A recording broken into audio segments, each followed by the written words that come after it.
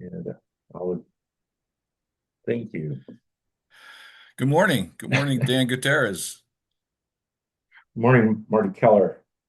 Nice to Uh, see you this morning. yeah, likewise. Good to see you as always. And I'd like to welcome our watchers, our podcast watchers, to the Intentional Living podcast. In this particular podcast, Dan and I focus on fleshing out this ancient wisdom of the Greek philosopher Socrates, who said the secret of change is to focus all of your energy not on fighting the old, but on building the new. Not on fighting the old, but building the new. What a concept. And so, what one of the things that I've been working on lately is uh, you and I both facilitate meetings where people come and work on what we generally call recovery. Another way to say that is we're working on becoming conscious masters of our own lives, creating the lives that we would love to have, we intend to have, instead of having a life that's being run by a traumatized little child. And so one of the things that I was actually thinking about um, when I was contemplating our getting together this morning is about in working with people, noticing the persistence of that childhood traumatic mind slash emotional set.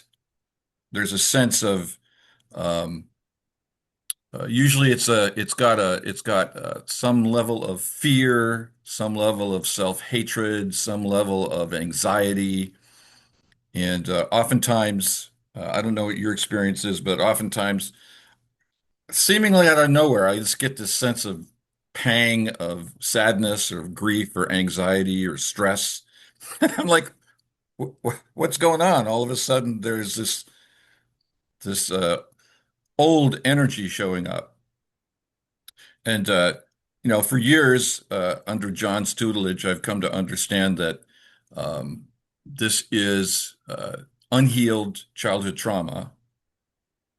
We come to call it family of origin dysfunction childhood trauma, or food CT for short. And we do the accountability practice as a way of intercepting this energy and repurposing it. And so in the accountability tree, there's just a few very simple steps. It's like, okay, when I have that sense of anxiety or stress, I give myself permission to feel it and just feel it. And because the old habit is to push it away, try to change it, ignore it, deflect it. And, it keeps coming back in spite of all of that. It's almost as if resistance is futile.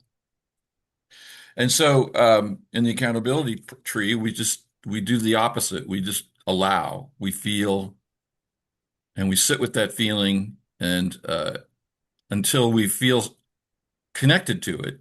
And at that point in time, we then ask ourselves, what do we want? Do we want this or do we want something else? Well, I want to feel at peace. I want to feel happy. I want to feel confident, whatever. And so we turn that into an intention. I intend to feel happy. I intend to feel at peace. I intend to feel confident. And as John teaches us, and my experience demonstrates it's true, is that essentially every time I do that, I'm sending an instruction to my subconscious. I'm sending an instruction to my that part of that 95% of my mind, which is not available to my conscious mind, to begin to look for joy or peace or confidence instead of anxiety, stress, fear, etc. And so slowly but surely, it's like we're reweaving the tapestry of our subconscious from this childhood traumatic feeling state to a much more the one that we really want in our conscious mind: joy, peace, freedom, ease, whatever it is that we choose. And lately, I've been thinking about how do we support each other in dealing with the persistence of that childhood feeling that keeps coming back. You and I have done this work for a dozen years or more, and And that feeling is still there. Now, it's not as acute as it used to be. It's not as persistent and it's not as overwhelming, but it's still there. And oftentimes, many of the people that we work with still have a very overwhelming experience that out of the blue anxiety or fear or inability to love and support oneself shows up. And so this is what I've been working on lately. It's like I picture that sad, angry, stressed energy, whatever it is. I picture that as like a 5-year-old kid on the playground. And you're on the playground with your kid, and your kid has fallen down and scraped his knee, and he comes running back to you, and he's crying, and he's unhappy. And as an adult, we can notice there's two things going on simultaneously. Number one, there's actually the pain on the knee where the scrape has occurred, and there's that sharp pain. But there's also, at the same time, there's fear. There might be anger, frustration. The kid's been playing at something and now it's been interrupted. Uh, and so there's this emotional series of feelings that are happening around the physical sensation. And so I've come up with this image that when we do the accountability tree, it's as if as the adult is taking that little kid and putting him on his lap and t putting his hand on his shoulder or ruffling his head or whatever, giving a gesture of affection and saying, this must really be hurting you. Why don't you come here and just sit with me and see if that doesn't help it. And sometimes parents will actually kiss the wound. And so it occurs to me that when we do that in actual reality, when adults do that to kids on the playground, that the gesture of the affection, paying attention, validating, and all that kind of stuff will almost immediately allow that difficult emotional energy that the kid's experiencing, fear, anger, frustration, it will allow that to start to just calm down. I mean, it might not make the physical pain of the knee, scraped knee go away, but it allows the kid to calm down.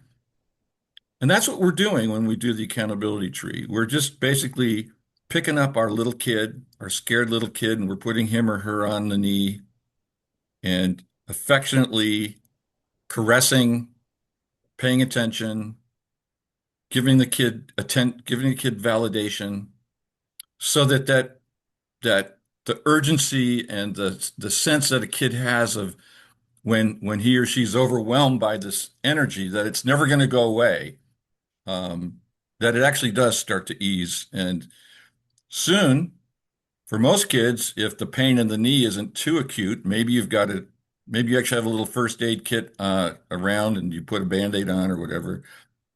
The kid's ready to leave and go back and play and completely forget what just happened. And so for me, when I work with people, I offer this image and see how that fits for them, that we're just comforting our inner child. And now in adult children of alcoholics, ACA, we call that reparenting. We're parenting ourselves the way we should have been, but we weren't.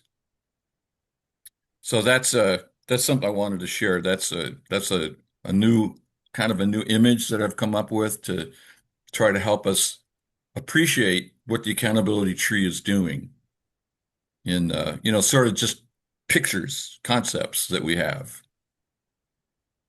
Yeah, I agree with that. For me, what the accountability tree gives me is similar to what you're saying. Is I get to create a secure attachment with myself through the accountability tree is basically what the insecure or the avoidant attachment is is what I have. And I was always afraid that I've done something wrong. So, it's my fault. Um, I didn't have somebody that would, uh, they wanted to solve the problem. They didn't want to hear, what I was going through. The issue was, you fell down. Okay, here's the antiseptic and here's the Band-Aid. But there was no validation of my experience other than the fact that I fell down, and now it's their job to patch me back up. And As if that's the so only thing that happened. well, exactly. And doing the accountability tree is where I own the results, where I find myself. That is, what happened, or where am I at, and I can tell myself what's happening, where am I at, and I'm frustrated, I'm hurt, I'm angry, and I have anxiety, and the relationship going through that is I create for the first time a secure attachment, so that little inner child will allow me will allow himself to be vulnerable and say, hey, have that dialogue that, yeah, I fell down and it hurt, and you know, in that situation, um, one of the conversations I would have liked to have is like, I fall down and get hurt a lot, but I don't come to you because I don't feel safe, because I feel judged when you blame me for falling down. And so I just don't speak to you, and that explains, a lot of my life. But now with the accountability tree, I self validate myself, which in turn validates the inner child that I have, and I develop that secure relationship. So no matter what happens, I'm not going to abandon that little child. I'm always going to be open to a conversation. Tell me what's going on in your life. So these fears, or these traumas, an opportunity for expression, and somebody wants to hear what I have to say. I mean, not the question is how important is that? Well, it's not how important it is. It's vital important. Um, with That's a connection. Human beings are designed to have connections with other human beings, and if we don't, okay, in my particular case, I didn't get that program for connection. I didn't feel safe connecting. I didn't feel safe telling my story. I didn't feel safe, you know, everything was my fault. And so what I learned to do was clam up, don't say anything. Um, and that in turn, that's one of the dysfunctions that I learned from my family of origin was don't talk, don't tell, don't get blamed. So um, hence I'm not a bad communicator when I speak on something that I like, but in relationships, I just didn't. I do what was done to me until I notice what's happening. Um, it's very difficult. When I hear a question asked of me, "How are you?" "Oh, what time do you go to work? When are you coming home?" In my mind, it's like, "Oh shit, I'm being set up here. If I don't show up at 4, I'm gonna get fucking reamed. If I don't leave for work, somebody's trying to tell me I got to go to work. How am I feeling? Oh, shoot. If I say I'm feeling sad, what's going to happen? Oh, you shouldn't feel that way." So uh, those traumas are real. They affect me in my personal life. When somebody goes, "Can I ask you a question?" I automatically translate into, "I've done something wrong. Um, God dang it, I've done something wrong again. It's my fault." And it's like, wow. Now that I notice it and I allow it, um, I simplify things now. I just go, what happened? What happened? What'd you learn? What do you want? That's the accountability tree. State my truth. What happened? Where do I find myself? Well, feel it. Yeah. What happened? What did I learn? And what do I want? boom, over and over and over. So for me, the emotional state has changed. I'm going through the accountability tree. What I've, what, what I've noticed for myself is I start to reframe these energies that I've started off with calling anxiety, fear. That's the translation of of the experience through a 4-year-old's eyes. And as an adult, I've never, what I'm doing now is I'm updating from a 4-year-old to a 64-year-old. One of the few updates that I've gotten in my life. And we all know that with updates, we stay current in our lives. Computers, any kind of programming, they always bring updates that maybe solve an old problem or change something so things work easier. Um, and the accountability tree creates the update that I've never had before. So I can reframe things. Like one of the things that I'm doing now is when I go like this quote, I feel anxiety. That's just that's my terminology for my emotional, the way I feel in my body.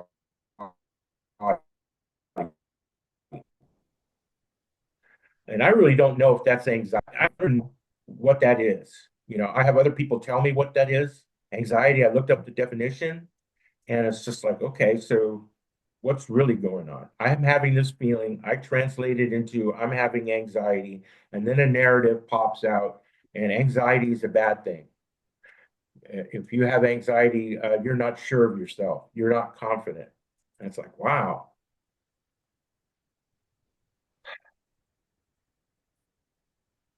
that's part of the issue when for me is that I have a narrative around my emotions, and they're usually not good.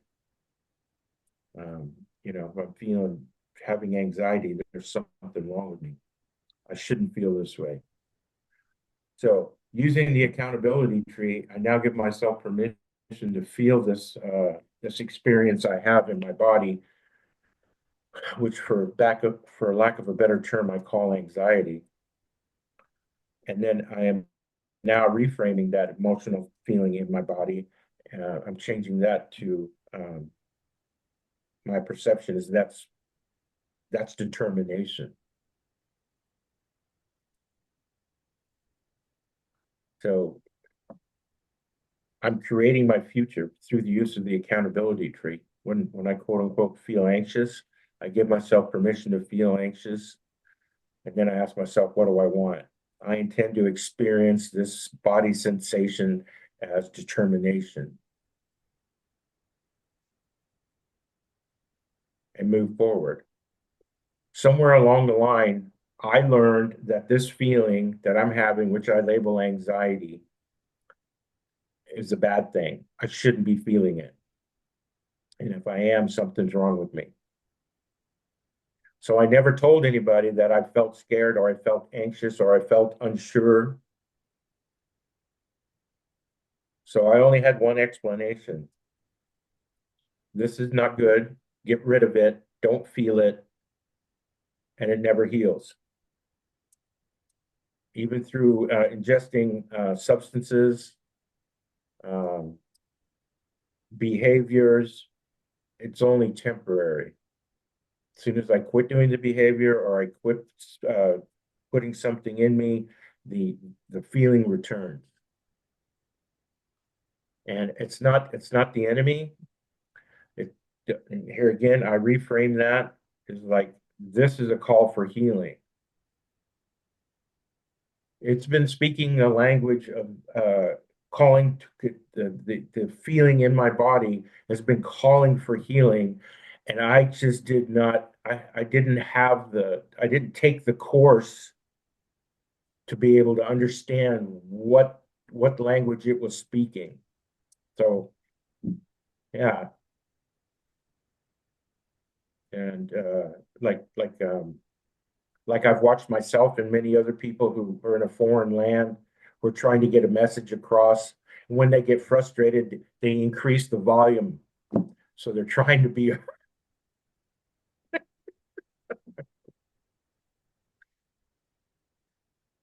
and that's what the body sensations, my feelings, my emotions have been doing. Now I have the capacity. I feel safe enough. I've created a safe enough environment for myself to allow this. And how I got there through the use of the accountability tree. I asked myself one time, 4 or 5 years ago, I was in the throes of panic, and I'm walking around my friend's living room where I was living with, and I finally blurted out. I asked the question, "What is it? What is it? What is it you want?" And I'm literally screaming this in the living room. I don't know who I was expecting to hear it, but the answer came. All I want to do is feel safe. And it's like,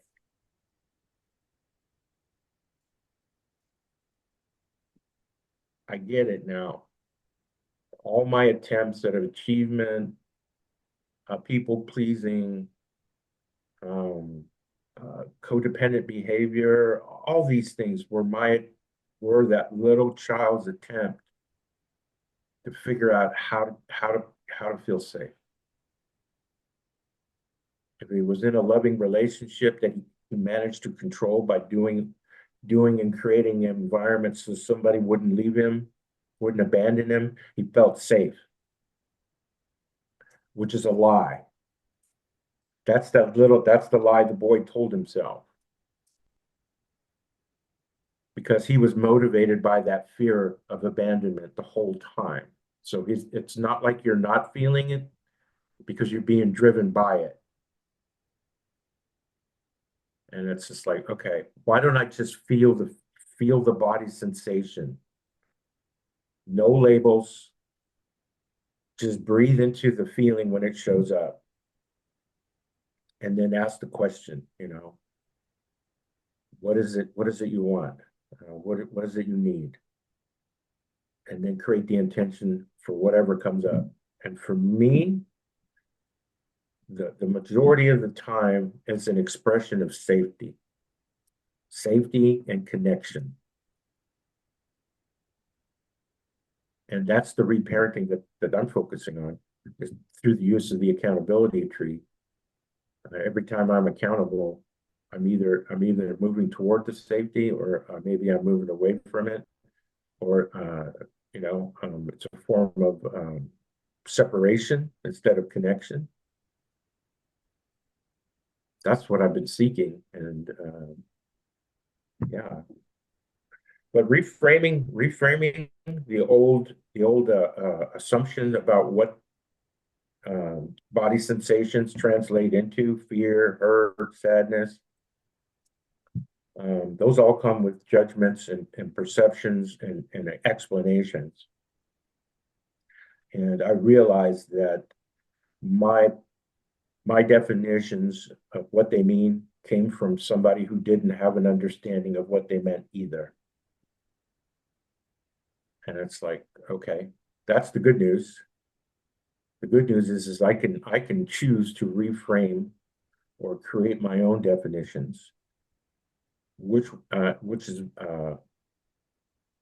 by redefining it the way I want these body sensations for them to represent. I'm creating a life of safety. "Quote unquote," my anxiety is a call for safety. What do I need to do to support this feeling? What's this emotion telling me? It's a lot better than trying to get away from it, because like you were saying, it's going to come back. It's going to come back.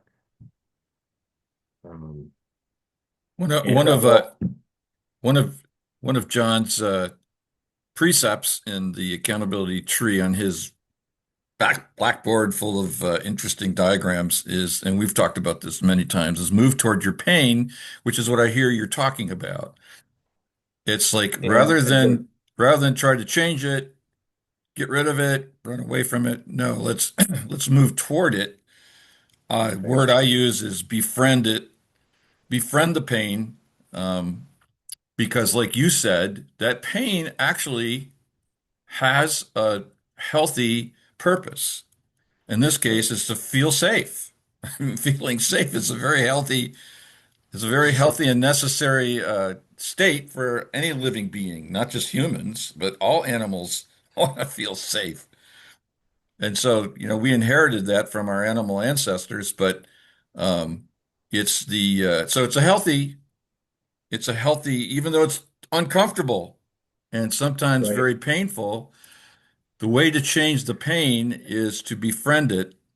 And again, I like the accountability tree because it's a very specific thing to do in the moment to create right, that friendship. The friendship here just meaning I'm in a relationship with you. You talked about attachment. It's like saying I intend to attach with you in a healthy and compassionate and loving and fun way.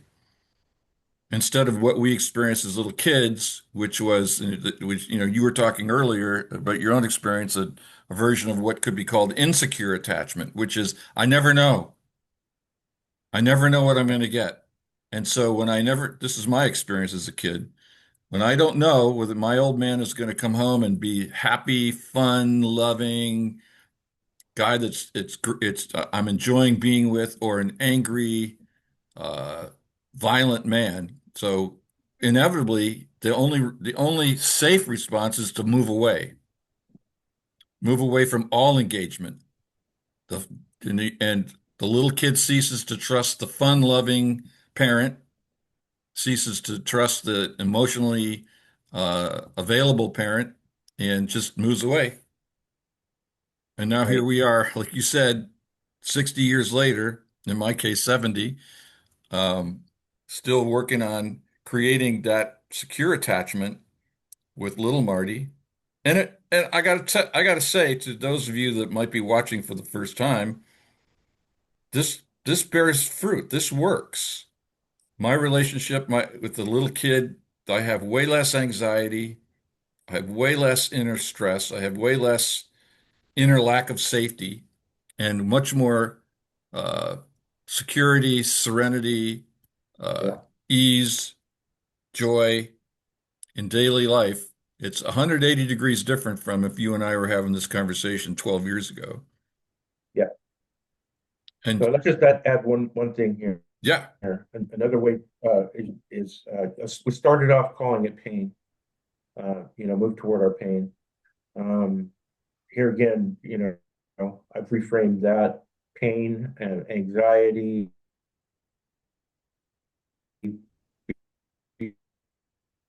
fear, uh, I view them as a call for love.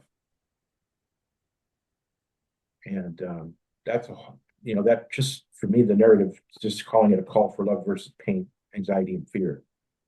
It just has a way different energy, um, for me anyway. And it's just like, okay, this is a call for love. All right, what do I need to do? I need to be present. I need to be open. I need to be willing. All the things that I want to create, right? I'm going to be here for the long term. I'm not leaving.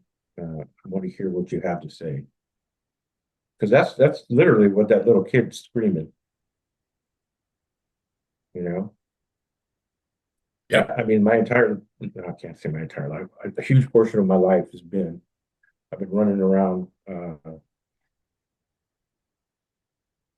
doing things, negative behavior, abuse to myself.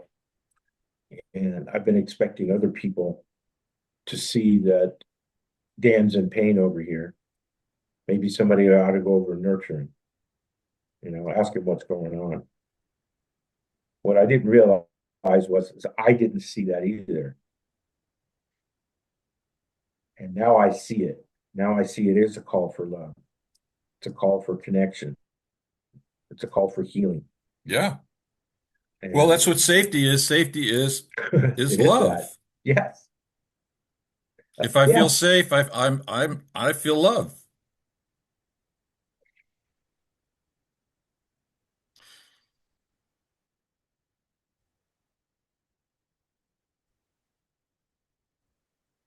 Yeah. Journey, adventure, and what I've realized is, it's not what I thought it was. It's more. But how I got to here to have these perceptions and have this conversation is the fact that I've used the accountability tree to heal on a conscious and subconscious level, and to be that safe uh, person to myself and others Yep. that I didn't know that I've been wanting. I didn't know that's what I've been wanting all my life is Right. just to feel safe. Um, so yeah, I support anybody. They want to explore themselves at an emotional level and feel safe doing that. Um, please come to one of our meetings and experience the safety I'm talking about. Exactly. And if you are interested in that, all of our meetings are on Zoom, and so it doesn't matter where you are in the world, you can participate. And the information about time, place, date, all that will be at the end of the podcast. So check it out and come on in and join us. And with that, we're going to have to leave it there because we're running out of our time. But as always, I want to thank you, Dan, for this conversation, and I look forward to the next one. All right. Thanks, Marty. I appreciate you sharing space and time with me. Thank you. It's a deal. Bye. Bye bye.